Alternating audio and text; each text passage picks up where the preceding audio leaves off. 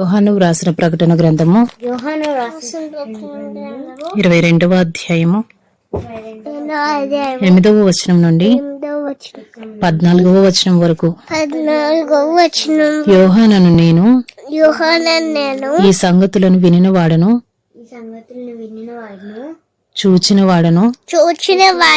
నేను విని చూచినప్పుడు వాటిని నాకు చూపుచున్న దూత పాదముల ఎదుట నమస్కారము చేయుటకు సాగిలపడగా అతడు వద్దు సుమి, నేను నీతోను ప్రవక్తలైన నీ సహోదరులతోనూ ఈ గ్రంథమందున్న వాక్యములను గైకొను వారితోనూ సహదాసుడను దేవునికే నమస్కారం చేయమని చెప్పెను. మరియు అతడు నాతో ఇలాగు చెప్పెను, ఈ గ్రంథమందున్న ప్రవచన వాక్యములకు ముద్ర వేయవలదు. కాలము సమీపమై ఉన్నది. అన్యాయము చేయవాడు ఇంకను అన్యాయమే చేయనిమ్ము. అపవిత్రుడైన వాడు ఇంకను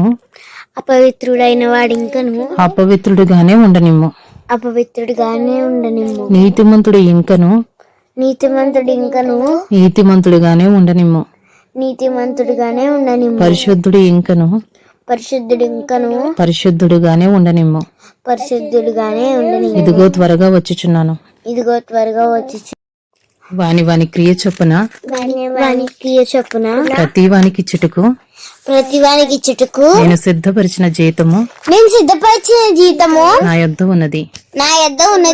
నేనే అల్ఫాయు ఓమెగా, మొదటివాడను కడపటివాడను, ఆదియు అంతమునై ఉన్నాను.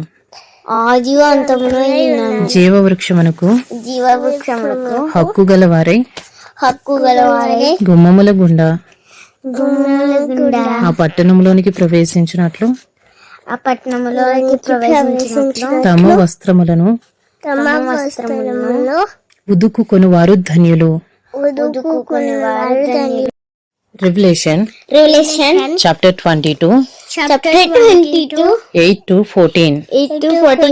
I John am the one who heard and saw these things, and when I heard and saw them, I fell down to worship at the feet of the angel who showed them to me. But he said to me, you must not do that. I am a fellow servant with you and your brothers and the prophets, and with those who keep the words of this book. Worship God. And he said to me, do not seal up the words of the prophecy of this book, for the time is near. Let the evildoer still do evil, and the filthy still be filthy, and the righteous still do right, and the holy still be holy. Behold, I am coming soon, bringing my recompense with me, to repay everyone for what he has done. I am the Alpha and the Omega, the first and the last, the beginning and the end. Blessed are those who wash their robes, so that they may have the right to the tree of life to the tree of life, and that they may enter